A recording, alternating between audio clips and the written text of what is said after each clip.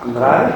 Él viene del CIMAC. Para los estudiantes más jóvenes, el CIMAC es un centro de investigación en matemáticas en Guanajuato, con mucho reconocimiento y mucha trayectoria de investigación. Y Omar es especialista, pues, como verán, en foliaciones y en distribuciones complejas.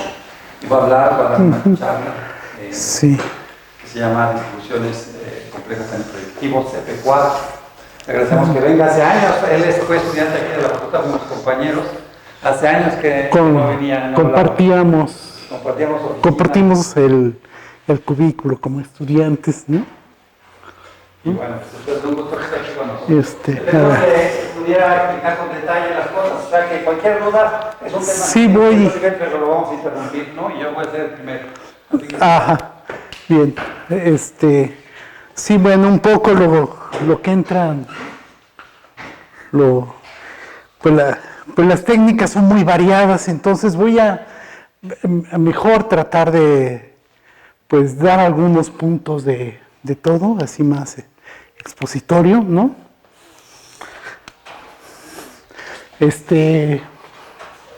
Voy a estar diciendo las palabras difíciles, pero cuando no las entiendan, es mejor que me vaya para atrás y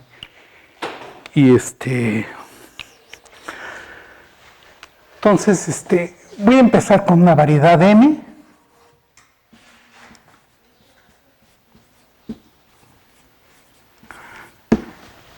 De clase C infinito o compleja.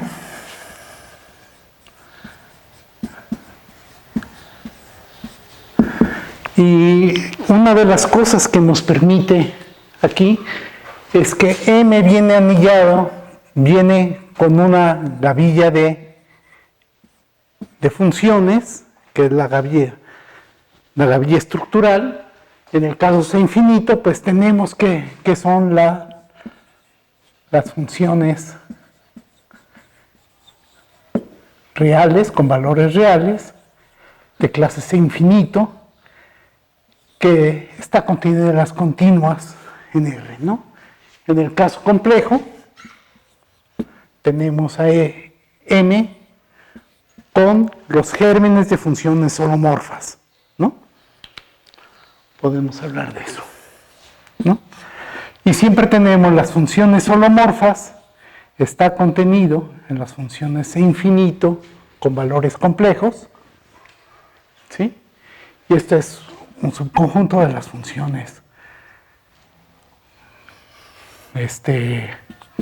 continuas con valores complejos, ¿ok? En este caso que tenemos siempre el fibrado tangente. O sea, es algo que viene gratis, ¿no? Una vez que digo que tengo una variedad sin infinito, pues tengo su espacio tangente. Que, ¿cómo lo pueden ver? Como derivaciones o otras cosas, ¿no? Pues, y de manera análoga, yo tengo aquí el fibrado tangente holomorfo, ¿sí? Y siempre que tenemos más estructura, digamos, tengo bueno, pues siempre puedo hablar de olvidar estructura, ¿no? Y tener el espacio tangente C infinito, ¿no? ¿Sí? ¿Qué tenemos aquí?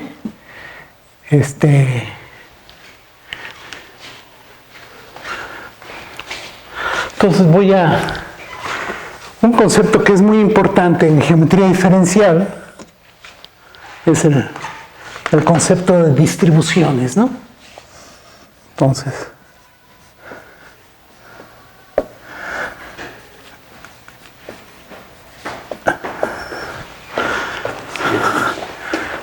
una distribución en M, en el sentido de geometría diferencial, es dar pues una un subfibrado. Aquí está también. Ajá, sí. Y azul.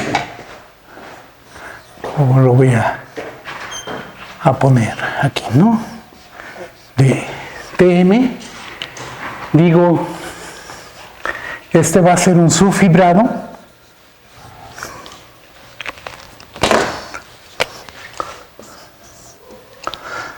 D va a ser un subfibrado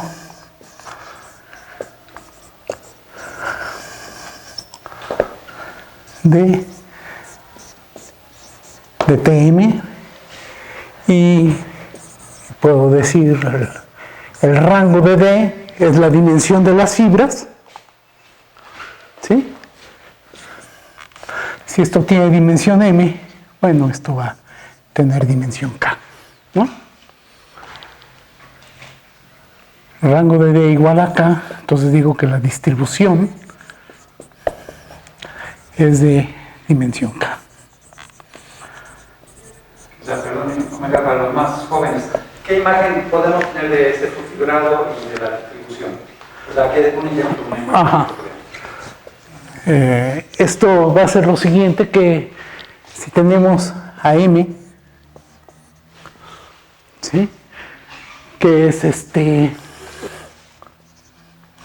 tengo su espacio tangente, y entonces en cada, lo que voy a estar escogiendo, esto tiene dimensión M, ¿no? Ese espacio tangente. Entonces aquí yo puedo escoger un subespacio de dimensión K. Si me voy a otro punto, ¿no? Hago lo mismo, y aquí pongo otro subespacio. ¿Ok? Es como escoger un montón de subespacios. De subespacios.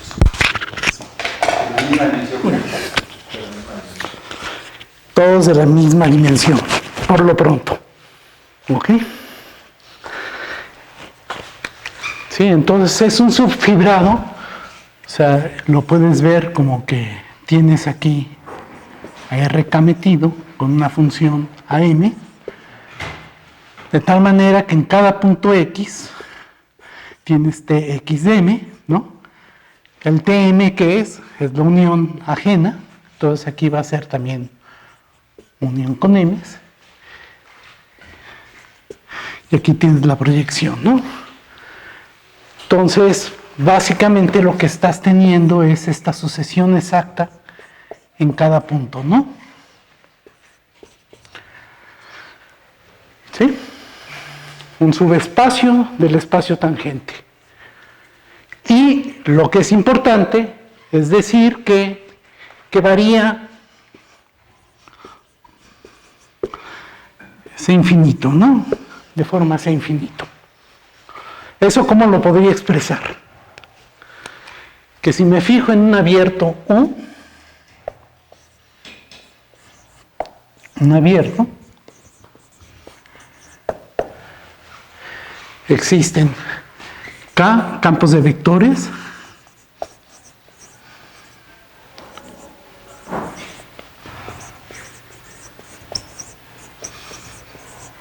en U, de tal forma que entonces tengo x1 hasta xk, de tal manera que para cada punto y en U me fijo en el espacio generado por x1 en i, bueno, por el espacio que ellos generan. Estos son campos a infinito, ¿no?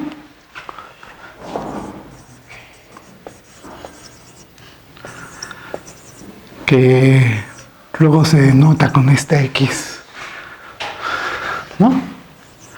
Dm, el conjunto de campos de vectores, de tal manera que cuando yo me fijo en el generado de estos, ¿no? Esto es precisamente el D en I. ¿Sí?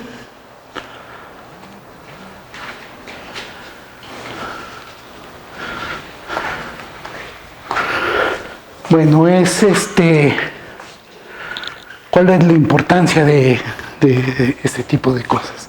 Bueno, siempre lo podemos, siempre que me dan, entonces me voy al álgebra lineal, ¿no? Tiene un espacio vectorial abstracto, ¿no? ¿Ve?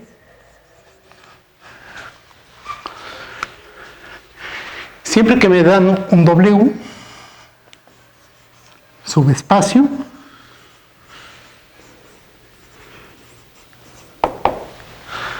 pues ¿qué pueden hacer? ¿Cómo lo pueden describir? Siempre tenemos dos maneras de hacerlo, ¿no? Es decir, mira, tú tomas una base, WI, una base. ¿Esto qué me define? Este es un subconjunto, el generado por estos. Esto es un subconjunto lineal. Estos son LI en V, ¿verdad? Y siempre que tenemos un espacio, un conjunto linealmente independientes, pues tú puedes, tomas ellos, ¿no? Y puedes poner unos adicionales, de tal manera que esto es base de B, ¿verdad? Entonces, me pueden decir, pues considera la base dual, ¿no? Phi eta J, ¿no? Donde, bueno, vamos a tener varias phi WJ, es delta y J, ¿no? Phi I de los UJs siempre va a ser 0, ¿no? Esto para cada J, ¿no? Y los ZJs en los Ws también siempre van a ser 0, ¿no? Y finalmente los EJs del UI va a ser delta y J, ¿no? O sea, va a venir con esas ecuaciones, ¿no? Entonces este espacio W siempre lo pueden ver como el núcleo, la intersección de los núcleos de estos EJs, ¿no? J igual a 1 hasta, bueno, este tendría dimensión, digamos, esto es K, entonces este tiene dimensión K más L, ¿no? Entonces esto es hasta L, ¿sí? Los pueden matar. O sea, son de las cosas como construimos base. Podemos empezar con conjuntos de generadores y quitamos, o con conjuntos independientes y agregamos, ¿no? Las dos formas que tenemos. Entonces, usar formas es usar esto, ¿no? ¿Esto cómo se ve? Bueno, más técnico es que W es el anulador de esta familia de formas, ¿no? Entonces siempre podemos proceder aquí de la misma manera, que es, tengo los espacios tangentes, los puedo generar con campos, o bien puedo escoger formas, ¿no? De tal manera que el de X sea igual a la intersección de los kernels, ¿no? Y entonces aquí estaría dando en U, eta 1 hasta eta L, formas, ¿no? Y D es precisamente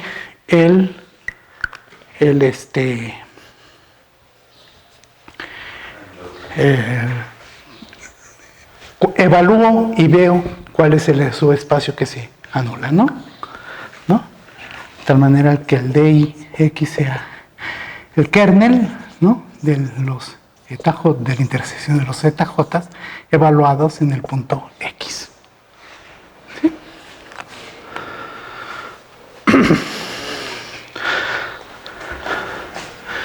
Bueno, si mi M es holomorfa, ¿sí? Entonces, pues es muy natural tomar aquí que el fibrado sea, que el subfibrado sea también holomorfo, ¿sí? O que mis unoformas también sean holomorfas. ¿Holomorfo puede ser una definición rápida? Que sea diferenciable en el sentido complejo. Ok. ¿Sí? ¿Ya llevaste variable 1? ¿Variable compleja 1? Todavía no. Ok. Ok. Entonces, lo que te pasa en una variable es esto. Tengo una función de, de R2 en C.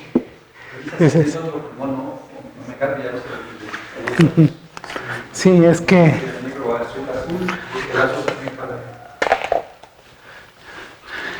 dices, esto es como R2, ¿no? ¿Sí se ve? Igual que esto, ¿no? Entonces tu F está dada como U más IB. Dices, bueno, esto yo lo veo así. ¿Sí? Dices, ¿qué es la diferencial? Imagínate que es infinito todo, ¿no? Dices, pues yo aproximo en cada X, yo tengo el df de X, que ¿dónde vive? Esto es una aplicación lineal de R2 en R2, ¿no? Pero lo que tú vas a querer ahora es que de df en X, en lambda v, cambiar la letra, ¿no?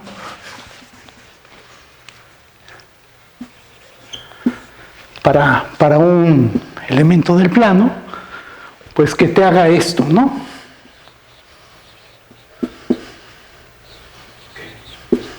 ¿Sí? Dices, esto vive en R2, bueno, esto lo estoy viendo como, esto como alfa más i beta, ¿no? Pero este lambda también va a ser de esa forma, ¿no? Va a ser un complejo. Y quieres que lo saque. Entonces ahí te van a aparecer unas condiciones y ya no cualquier función C infinito va a ser, sino que vas a necesitar que el jacobiano, el df, lo estarías escribiendo así, ¿verdad?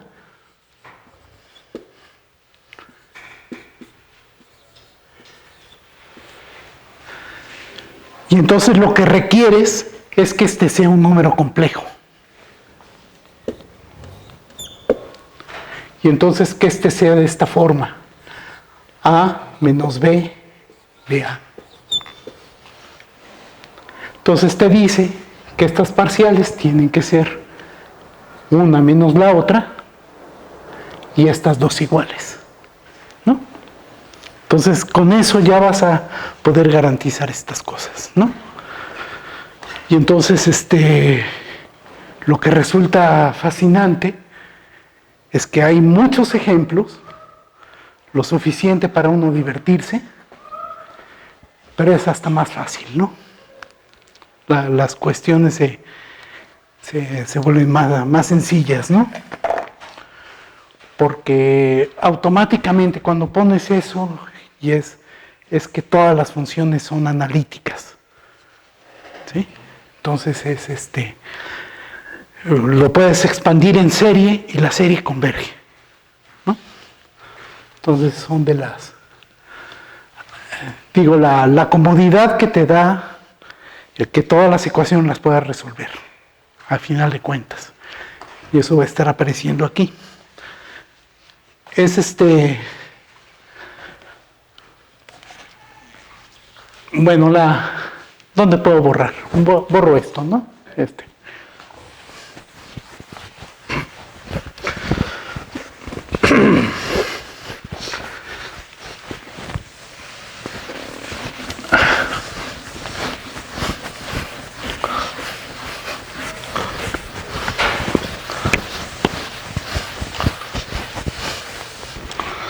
Bueno, ¿puedo pedir?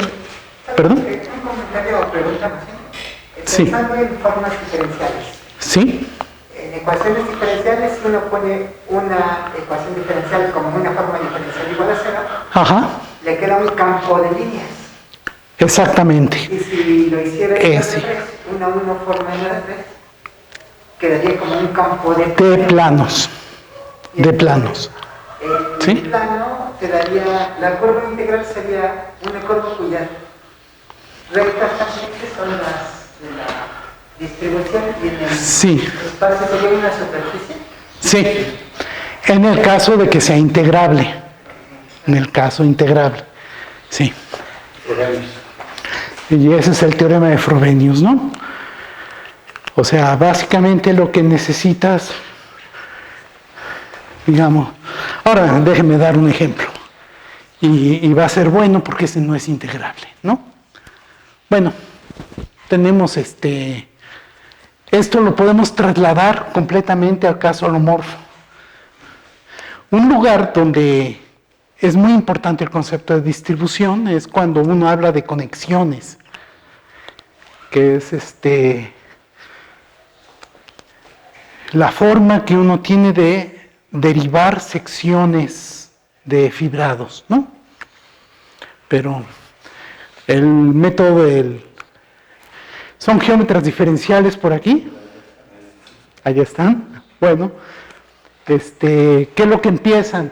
Empiezan con el fibrado tangente, ¿no?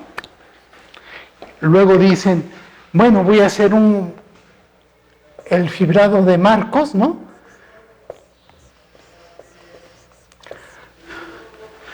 Y ese fibrado de Marcos tiene como fibra, el grupo es, digamos, GLM, ¿no? R o C, en el caso holomorfo, ¿no? Pero bueno, una de las cosas que dicen, bueno, le doy una métrica, y cuando le doy una métrica, pues puedo usar bases ortogonales, ¿no? Y digamos, eso lo usan para sacar las ecuaciones de Frenet-Serret, ¿no? ¿Sí? Y aquí lo hacen sobre M, ¿no? Con una proyección. ¿Cuál es la ventaja? O N es compacto. Luego, si M es compacta y esto es compacto, este nuevo espacio también es compacto. Entonces nos quitamos ahí pues algo que da un poco de urticaria luego, ¿no?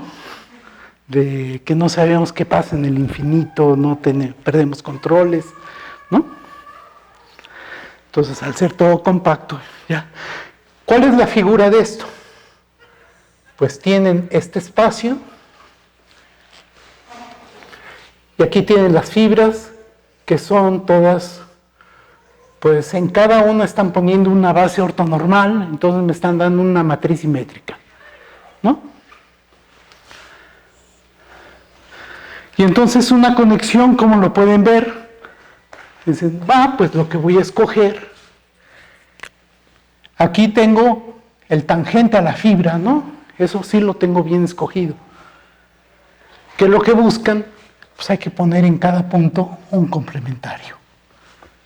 Y escoger un complementario, eso nos da, y de ahí viene el nombre de conexión, pues una forma de conectar cómo van cambiando las fibras, ¿no?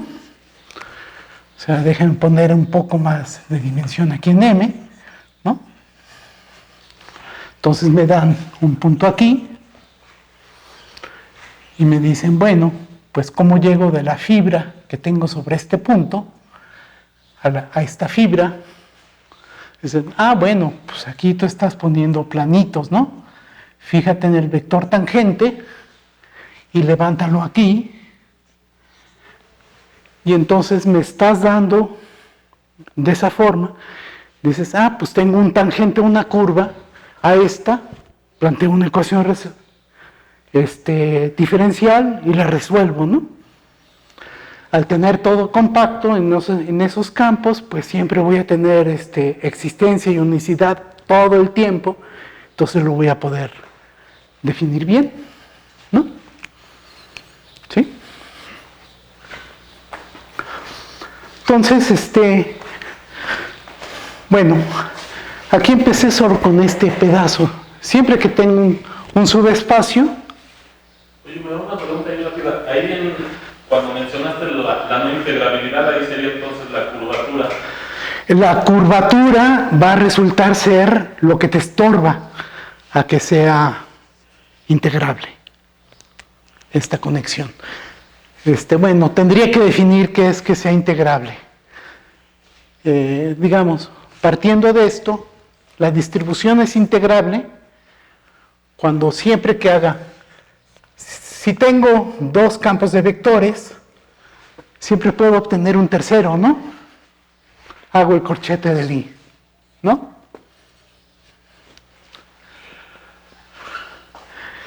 Ahora tengo muchos, ¿no? Lo que puedo ver es si esto está en el generado por ellos, ¿no? Que yo lo puedo escribir así.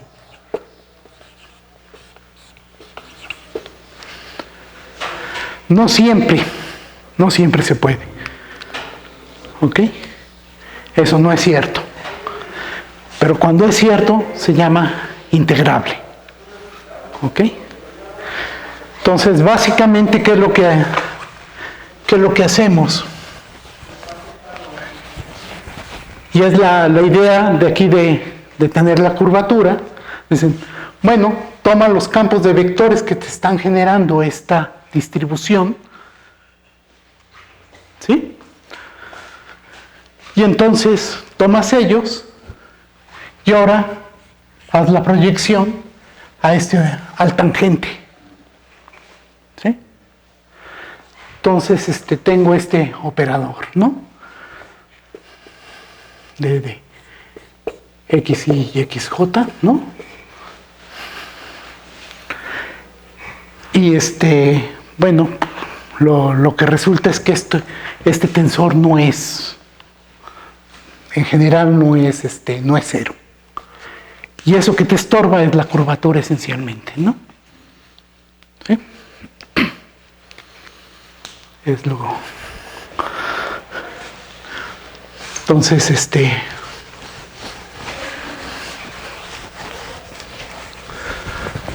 entonces es un ejemplo así que se usa luego, ¿no? En términos de formas,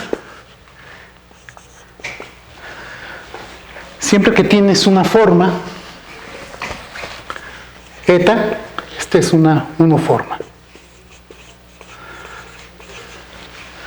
Entonces, ¿qué pueden hacer? Hacer la derivada exterior. Y entonces esto se vuelve una dos formas, ¿no? Entonces me tienen que decir cuánto vale en dos vectores. ¿Sí?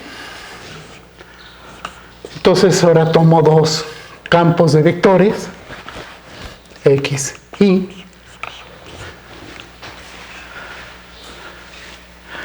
Y entonces, ¿qué puedes hacer con la forma? Bueno, yo puedo usar esto, ¿no? Y eso es una función numérica. ¿Qué le puedo hacer?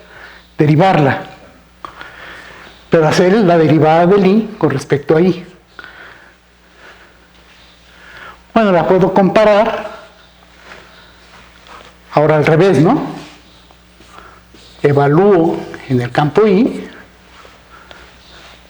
Y ahora hago la derivada del I con respecto a X. Y lo resto. Y lo que quisiera también es qué tan lejos está de ser una aplicación de álgebras de Lie. Eso sería como una forma, ¿no? Pues toma esto.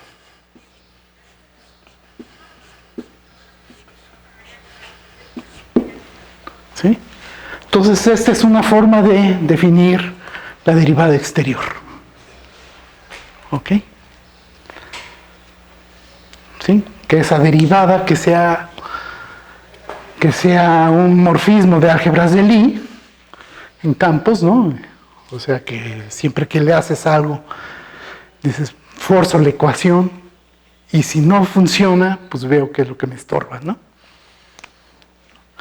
Entonces, la cuestión de la integrabilidad como con los productos estos, quiere decir que cuando lo haga para una distribución, el delta i, estas son dos formas, pues lo que yo requiero es que esté en el ideal que me generan ellas. Esa es la condición de integrabilidad. ¿Sí? Un punto importante es que cuando es integrable, siempre podrían hacer un cambio de coordenadas para que en lugar de tener x1 a xk, pues tengan estos, ¿no?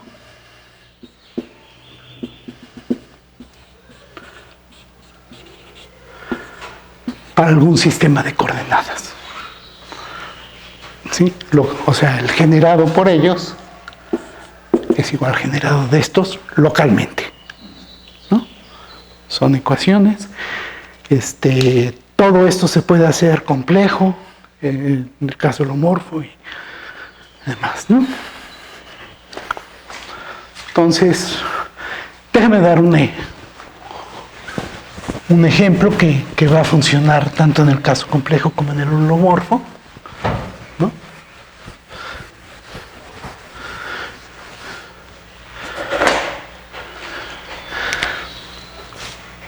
Entonces voy a poner aquí en Kn más 1 que K va a ser R o C. Y entonces voy a dar una forma ahí, aquí en este conjunto, ¿no? Voy a quitar el 0 porque ahí va a ser singular, entonces lo quitamos, ¿no? Entonces, perdón, lo voy a poner así, en 2n más 2, ¿sí?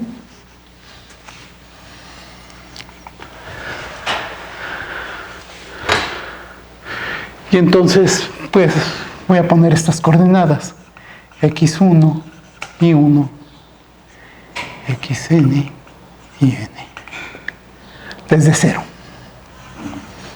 ¿Sí? Para tener 2n más 1. Entonces, me voy a fijar en esta forma.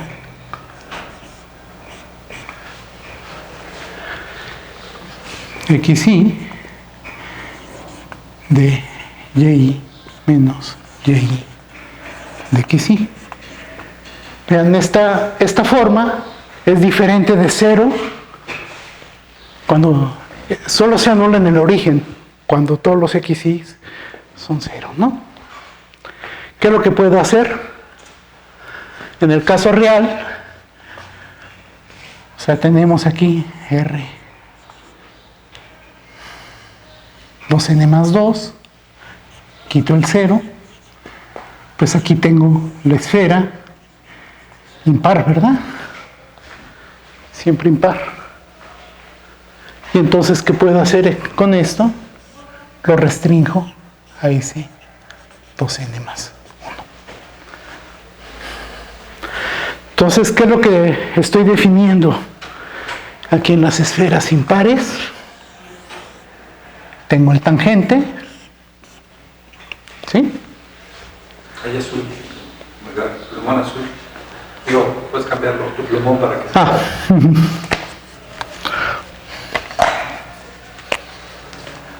O sea,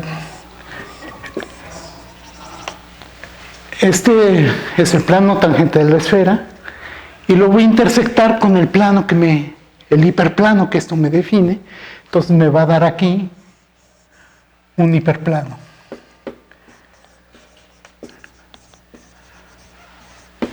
en el tangente en el punto X de ese 2n más 1, ¿no? Entonces eso me define una distribución, pero esa distribución nunca es integrable.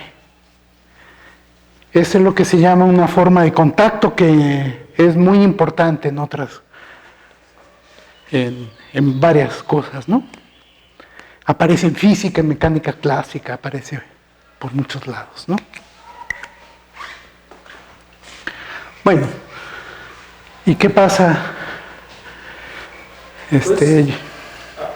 A ver, ¿puedes ilustrar un poquito más o explicar rápidamente un poquito más cómo estás eligiendo estos, pues sí, estos hiperplanos, ¿no? Son como... Este hiperplano es, tengo la forma, evalúo aquí en un punto Z, xi es de esta forma, ¿no? Es un x0 y 0, xn y n, que este es no cero, ¿verdad? No es el vector cero, ¿sí? Y además tienes que la suma de los xi cuadrado más y cuadrado es 1, ¿sí? ¿Quién es el espacio tangente? ¿Quién es? T, xi, ds, 2n más 1. Pues estos son los vectores. De esta forma, B0, W0, Bn, Wn, que son ortogonales a xi, ¿no? O sea, si este lo llamo U, es hacer esta ecuación, ¿no? Ahora, fíjate en el núcleo de esta forma, ¿no? Tú vas a estar poniendo de la forma,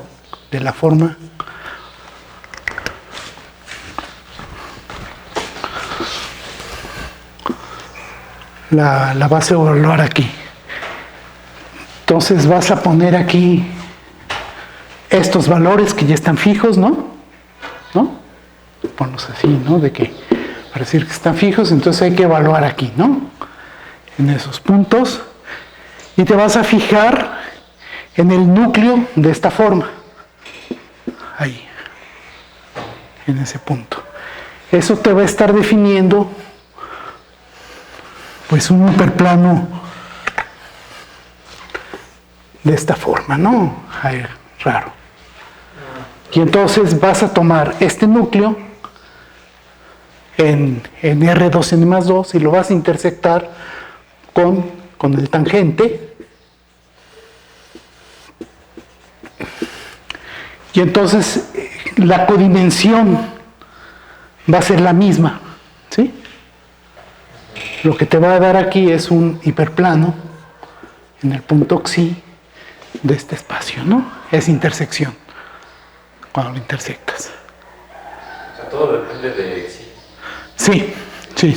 Evalúas y ahí te fijas en eso, ¿no? Entonces vas a estar vas a evaluar aquí en todos igual a 0, pero con que b y xi sean 0 también, ¿sí? Son las dos ecuaciones que vas a estar haciendo para ver la distribución, ¿sí?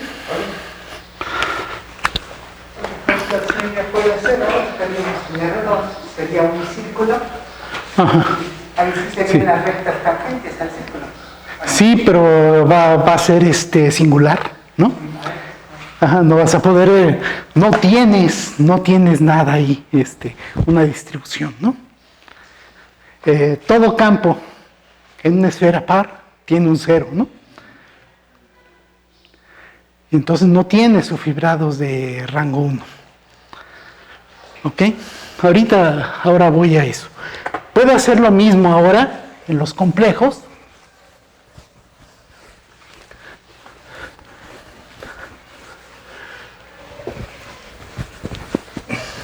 Entonces ahora son Ahora es C,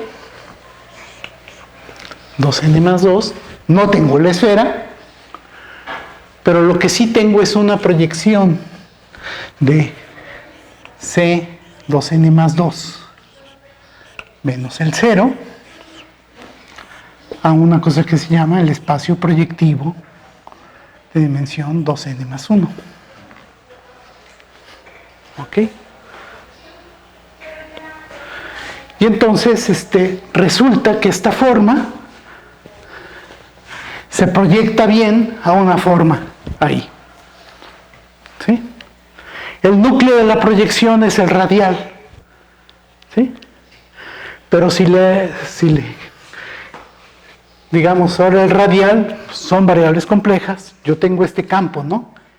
X0 parcial con respecto de X0 más Y0 parcial con respecto a X0 y así hasta el XN parcial con respecto de XN más IN parcial con respecto a IN. Fíjate que este campo, si le aplicas la forma, esta forma con esas ecuaciones ahí, ¿qué te va a dar? Pues cuando se lo aplico a ese campo, solo sobrevive el YI, entonces me va a dar XI, YI, menos YI, XI. Y entonces me va a dar 0 cuando sume todo, ¿no? Entonces eso hace que la forma se proyecte aquí, porque esto es lo que te genera el núcleo de la diferencial. ¿Sí? Y entonces me define una forma aquí, y entonces hago exactamente lo mismo. Me fijo en el núcleo de ella, y me define unos hiperplanos, y eso nunca va a ser 0. ¿No? Entonces el problema es dices, mira qué bonita noción esta de distribuciones y todo esto, ¿no? Y ya les di un ejemplo en el espacio proyectivo, todo es holomorfo, todo queda así muy padre. Y alguien sale con la payasa de, ¿me puedes dar otro ejemplo? Y bueno, eso sí nos cae muy mal, porque digo, no puedo, no te puedo dar un ejemplo. Pero lo que luego es muy difícil decirte es que no hay, ¿no? Entonces ese es uno de los problemas importantes. En general,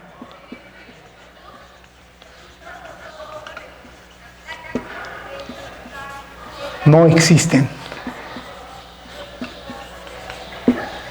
las distribuciones, ¿no?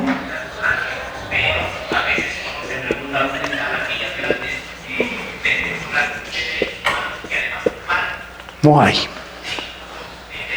¿no? En este sentido, que sean subfibrados, o sea, si me dicen, dame una distribución en el espacio proyectivo, y entonces lo que es más difícil de probar es decir, bueno, si quieres una distribución del espacio proyectivo complejo, holomorfa, pues para empezar, el espacio proyectivo tiene que ser de dimensión impar y además tiene que ser una dada por estas, ¿no?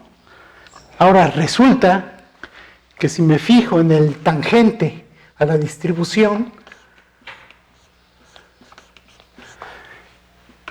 yo tengo aquí un subespacio de P, 2n más 1, y aquí tengo un cociente, ¿no?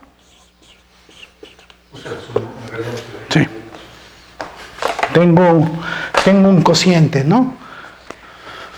Que va a ser otro fibrado. ¿Ok? Y que se puede calcular perfectamente.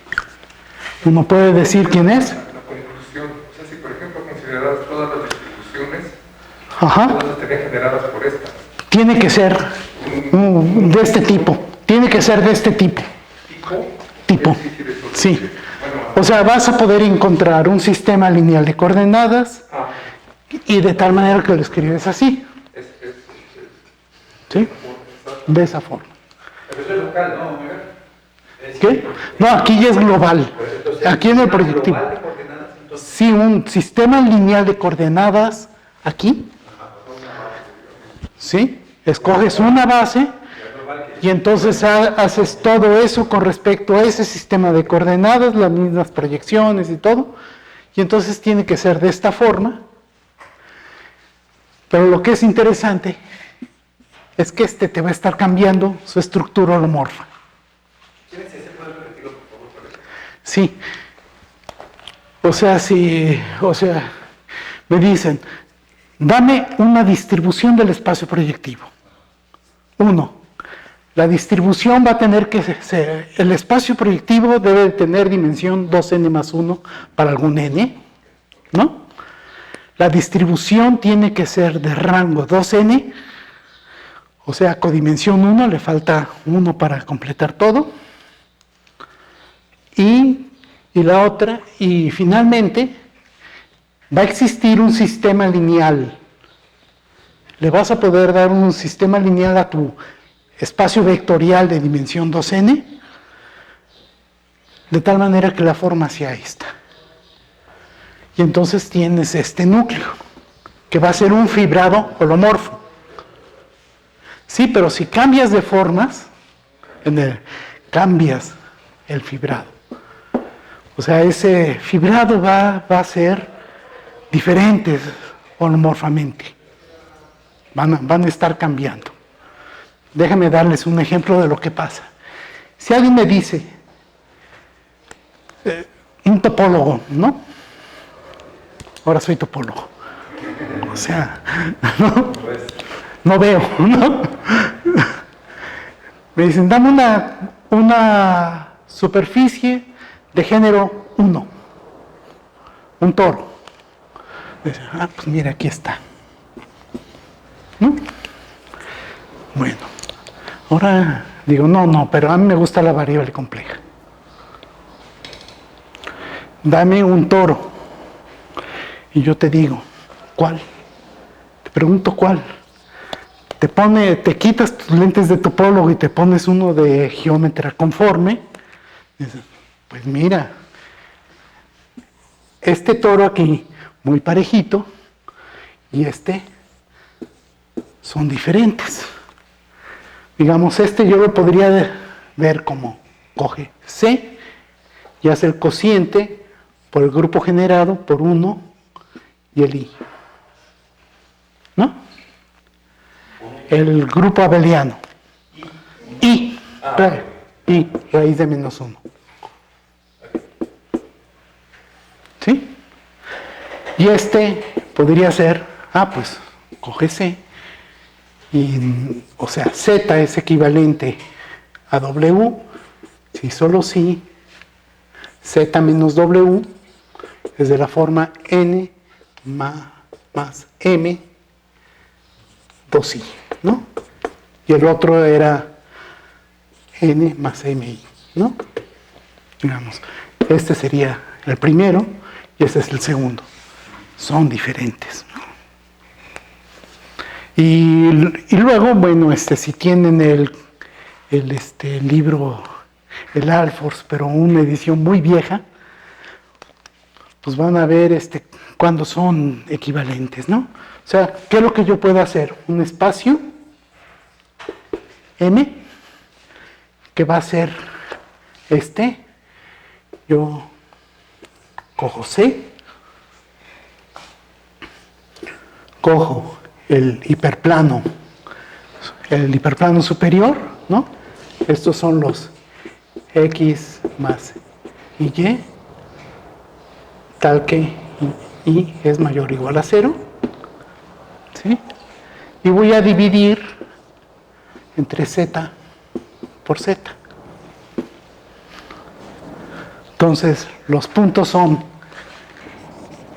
Z tau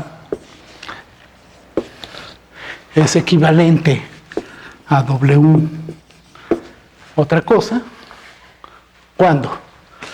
Tau igual a mu y z menos w sea de la forma n más m tau con n y m en los enteros, ¿no? En z. Entonces, si ven este espacio, es lo que yo estoy haciendo, y tengo una proyección aquí sobre H, ¿no?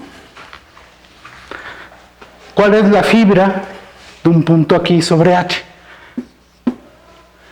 Pues es precisamente el toro que me define tau, ¿sí?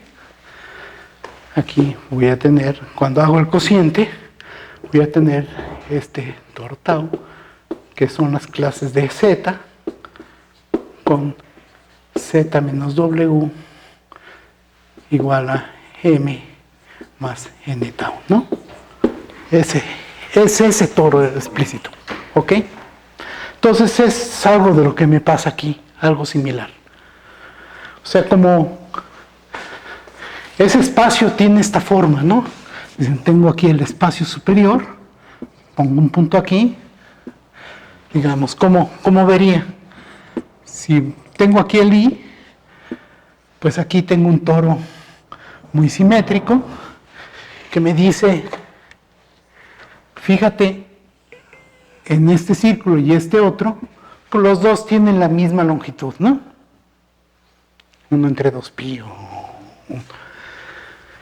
Pero si pongo aquí el 2i, pues ese va a ser un toro que está más bien. Este va a tener más longitud que este de aquí, ¿sí? Y eso ya lo estoy viendo holomórficamente, ¿no? ¿Sí? Bueno, algo como geometría diferencial me dice, sí, pero un toro que está, y aquí le ponemos unos chipotes, ¿no? Si quieren. Eso también es un toro, ¿no?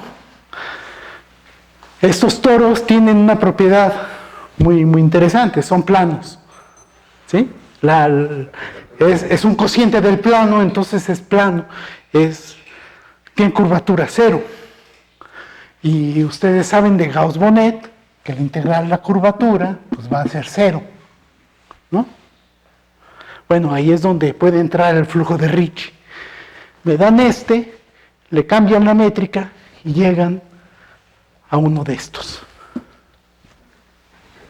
¿Sí? Ese es uno de los teoremas importantes de Hamilton, ¿no? Cuando se inventó el flujo de Ricci, dice, cambiamos la métrica, pero la vamos a cambiar como si fuéramos, no como jalateros, que llegan con el coche chocado y en toda esa punta de golpes lo deja redondito, ¿no? Y le quita el golpe. No. Vamos a trabajar como si fuera madera, como si fueran ebanistas, y entonces lo van haciendo poco a poco, le echan agua y calor a la madera y la van doblando poco a poco hasta que tiene la forma y llega a un toro plano, ¿no? Y eso se puede hacer con el flujo de Ricci, ¿no? Y bueno. Entonces hay problemas, aquí aparecen fibrados que son diferentes, ¿no? Entonces, bueno, para estudiar todo esto, básicamente, yo dije, bueno, estoy dando un subfibrado del tangente y entonces tengo un cociente, ¿no? Entonces, hay que saber estudiar esto de varias formas, ¿no? Uno, me aparecen invariantes discretos, ¿no? Esos invariantes discretos son las clases características de fibrados vectoriales, que es todo un asunto que es importante entender, que los va a llevar a dar generalizaciones de los teoremas de Gauss-Bonnet y todo eso, ¿no? La otra, dicen, bueno, ya que me dices que no hay subfibrados, ¿por qué no haces esto, pero fuera de un conjunto que puedas controlar? En el caso holomorfo se puede controlar muy bien. Puedo entender, tengo lo que serían las gavillas coherentes, que es como fibrados vectoriales, pero les puedo poner singularidades, ¿no? A grosso modo. Esos también van a tener clases características.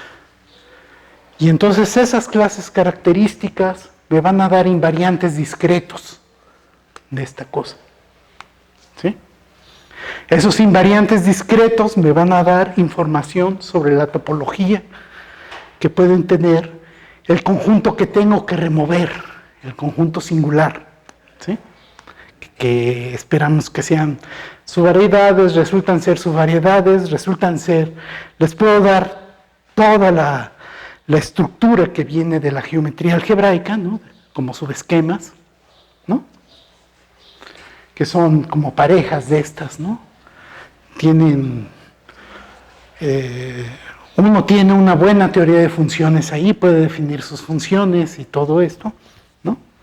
Y entonces uno puede empezar a decir cosas, ¿no? Y bueno, hay muchas técnicas, aparecen, pues, el teorema de Riemann-Roch a cada rato, que es una generalización brutal de Riemann-Roch, ¿cómo se llama? Gauss-Bonnet, ¿no? Y todo eso, ¿no? Y aparece a cada rato un fenómeno como este. Que este es lo que se llaman los problemas de móduli, ¿sí? O sea, cuando uno se quita, cuando uno se pone lentes de topólogo, de la topología, de lo más grosero de la geometría, cuando empieza a verlo como geómetra, pues empieza a ver algunas diferencias, ¿no? ¿Sí? Aquí están todos los toros desde el punto de vista complejo. Y cuando quiero considerar estos, bueno, ahí tengo técnicas en superficies que funcionan bien, el flujo de Ricci. Pero pues eso todavía no se entiende, ¿no? Perelman entendió una pequeña parte y sacó un teoremón, ¿no? Bueno, chicos, diles la importancia del flujo de Ricci para los que no saben de Ricci. Ajá. No, yo no sé el flujo de Ricci, pero... Con la conjetura. Sí, la conjetura de Poincaré, ¿no? Se trabajó con esa técnica. Con esa técnica. Sí, Hamilton, el teorema que hice es el teorema de uniformización, ¿no? Que funciona muy bien en superficies orientables, pero no hay teorema de uniformización en mayor dimensión, no se tiene ni siquiera candidatos, ¿no? Eso es el de metrización de Thurston. Bueno, no llegué a... Un aplauso, por favor. Una pregunta brevemente, ¿puede hacerla?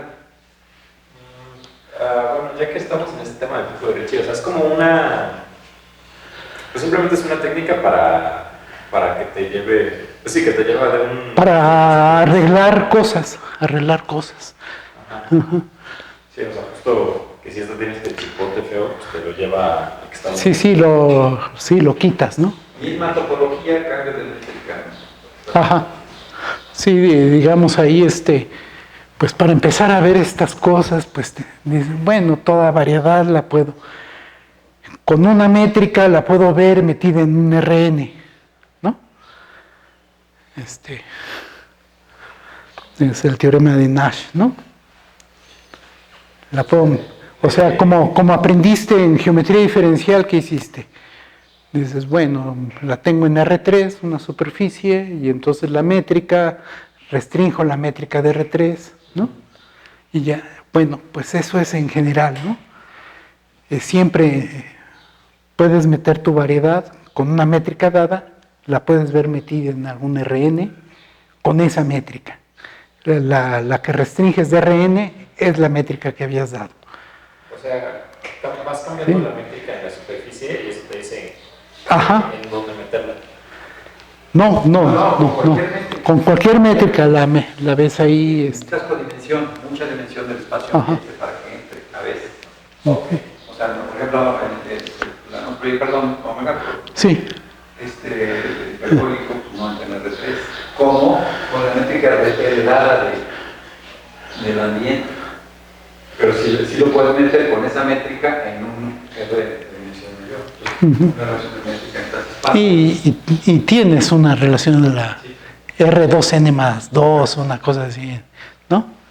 La dimensión más 2 y 2 veces la dimensión más 2 y ahí cabe con todo y métrica y bueno, pues ahí. Pero la forma de meterla, estás usando todas las inmersiones que tienes de tu variedad en RN. Entonces, esta nube que tienes aquí para llegar a este conjuntito, ¿no? A este de acá. Esto, pues lo estás metiendo en una nube de dimensión infinita, ¿no? ¿Sí? Pero una vez que estás en la nube, vienes y caes en alguno de estos, ¿no? ¿No? Con el flujo de Ricci. Toda esa nube que tienes la puedes hacer obvia en ese sentido, ¿no? La misma técnica ya nos dice a dónde va a llegar a caer. No sé, ahí no sé, yo creo que sí, pero no sé. Yo no sé. Exactamente eso, pues es que ya depende porque situaciones abstractas, ¿no? O sea, al final hay que Sí, sí. integrar también, ¿no? O sea, para hacer esa parte, ¿no? Sí, Es como si integras algo, ¿no? Una trayectoria. sí.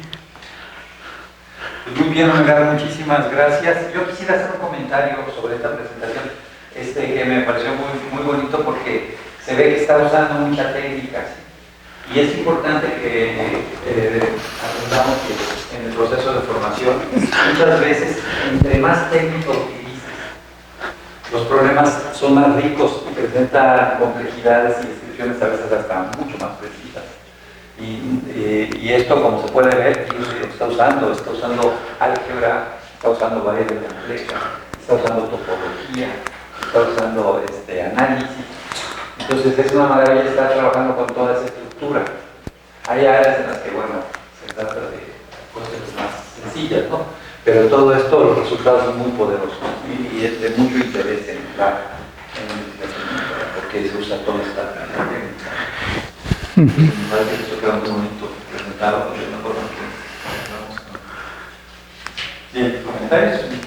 Agradecemos a... Una pregunta, perdón, yo me perdí, o sea, como que llegué al resultado que platicabas allá, que todas las distribuciones se parecían a lo que habías platicado acá. Sí. Bueno, eso entendí. Pero luego ya como que pasaste a algo más geométrico y ya Sí. de vista las distribuciones, no supe. Sí. Sí, me salí de la distribución. Sí, o sea, el problema es que no hay, ¿no? O sea, empiezo aquí en el proyectivo, ¿no? Y entonces te doy esta cosa que es así como un balde de agua fría, ¿no? Pues ya acabaste, ya está hecho todo. Además, se conoce el espacio de módulo y de esto, ¿no? Es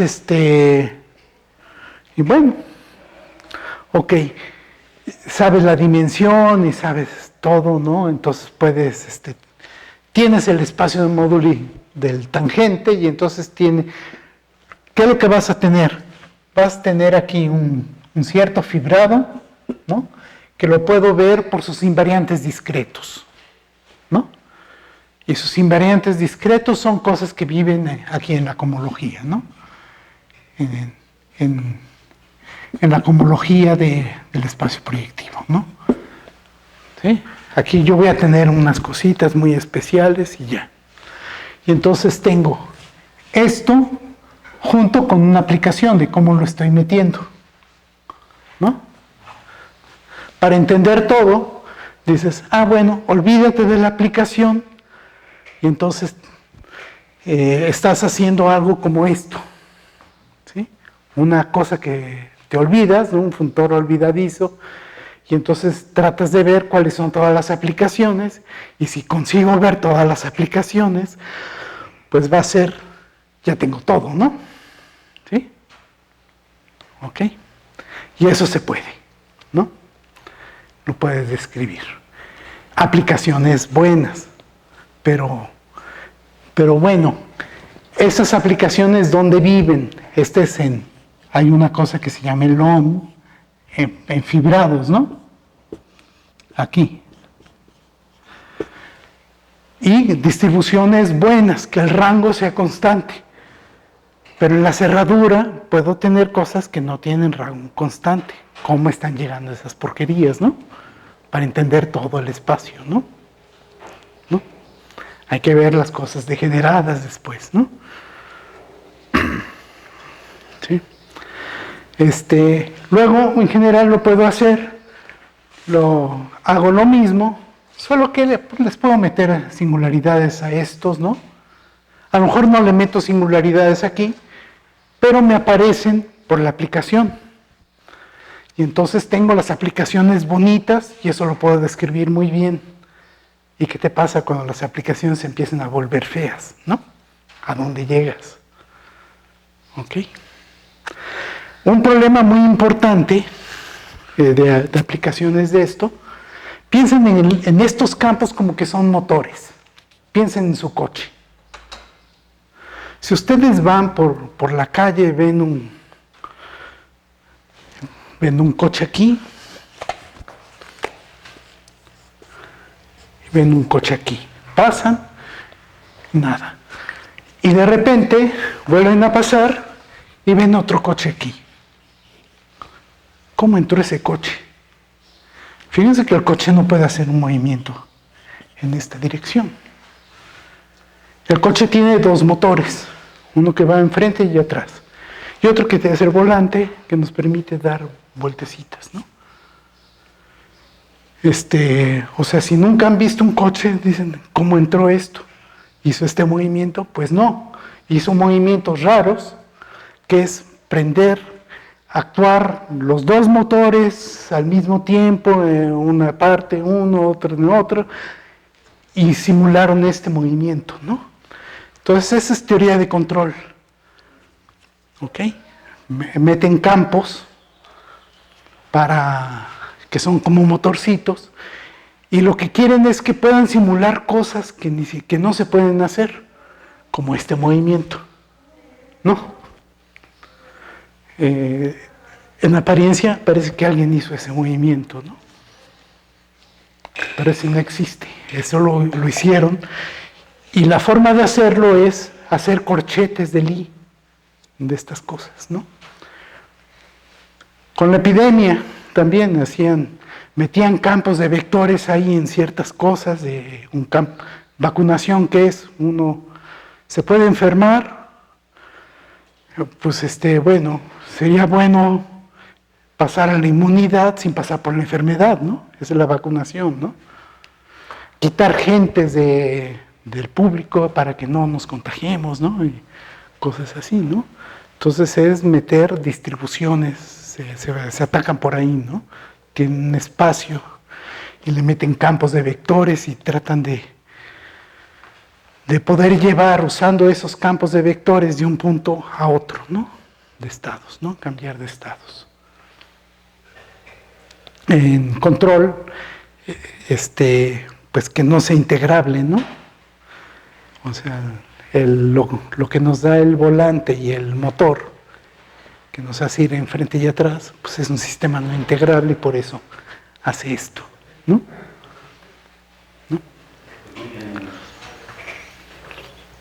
Muchas gracias, le agradecemos.